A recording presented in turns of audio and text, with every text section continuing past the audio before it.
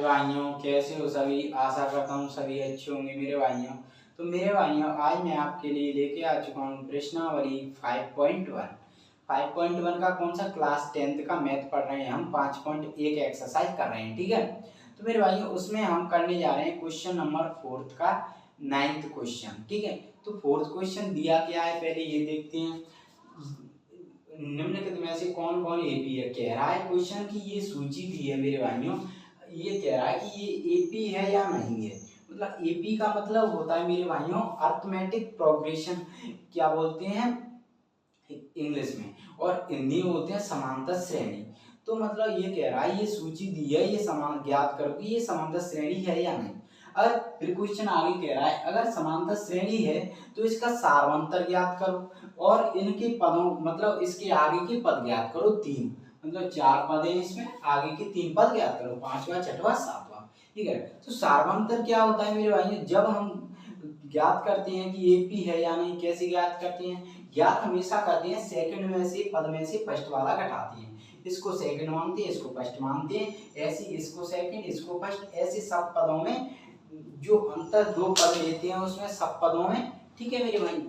2 पद लेंगे मतलब 2 पद ऐसे ये ले लिए 2 पद, इन पदों के बीच का अंतर आएगा, जो अंतर मतलब घटाएंगे इन पदों में सेकंड में से फर्स्ट वाला, जो अंतर सेम रहेगा सब पदों में, तो ये हमारी एपी है, मतलब समांतर श्रेणी है।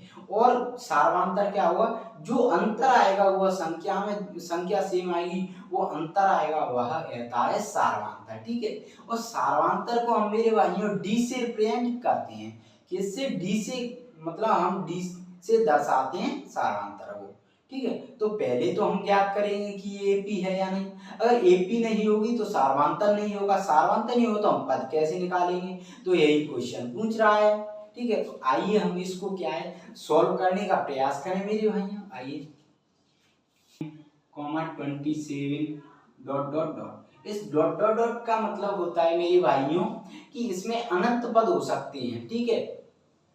और समांतर श्रेणी के दो मतलब 2 प्रकार होते हैं, आप जानते हो, परिमित और अपरिमित श्रेणी, समांतर श्रेणी। तो मेरे भाइयों ये डॉट डॉट लगाए तो इसमें क्या है, अंतिम पद नहीं दिख रहा है ना, तो जिसमें अंतिम पद ना हो उसे अपरिमित समांतर श्रेणी कहते हैं। तो मेरे भाइयों अगर आपसे पूछ ले कि ये दी गई सूची है, इसको बताइए अपरिमित श्रेणी है या परिमित समांतर श्रेणी है, तो मेरे भाइयों ये अपरिमित समांतर श्रेणी है, क्योंकि इसमें अंतिम पद नहीं है, ठीक है मेरे भाइयों।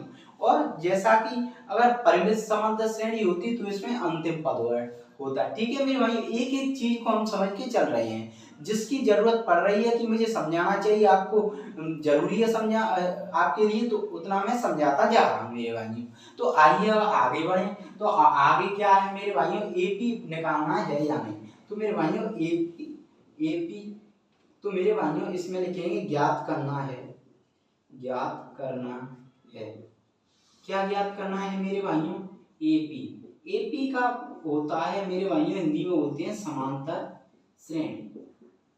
ये ज्ञात करनी है समांतर श्रेणी है या नहीं, ठीक है मेरे भाइयों। तो मेरे भाइयों अब हम ज्ञात करेंगे। तो मैंने जैसा कि बताया था आपको, सेकंड में से फर्स्ट वाला पद हमेशा घटाएंगे, हम अंतर देखेंगे, ठीक है। तो क्या करेंगे, इसको a1 मान बोलते हैं, तो a1 इक्वल टू क्या है 1 है, ऐसे लिख लेंगे समझने के लिए मेरे भाइयों। a2 equal to 3, a3 equal to 9 और a4 इक्वल टू 27। तो मेरे भाइयों आइए इसको अंतर निकालें 2 पदों के बीच का।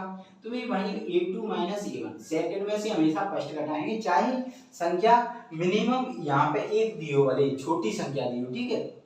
तो a1 घटाएंगे तो मेरे भाइयों 3 माइनस 1, तो ये कितना आया मेरे भाई 3 माइनस 1 2, 3 में से माइनस 1 गया 2। अब क्या करेंगे मेरे भाइयों a3, अब 2 पद अलग से लेंगे, ये 2 पद ले लिया हमने, ठीक है।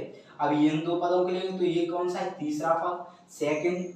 देखो वैसे तो ये तीसरा है, पर हम 2 पदों को लेते हैं, अंतर 2 पदों का निकालते हैं, तो 2 पद मान लेते हैं, तो इसको फर्स्ट सेकंड मानोगे, 2 को इसको हटा के, तो ये सेकंड वाला ही तो है, तो सेकंड वाले में से ही तो घटा रहे हैं समझने के लिए, ठीक है। तो मेरे भाई a3 में से हम माइनस का a2 घटाएंगे, तो a3 मेरे भाइयों क्या दिया है 9, ठीक है।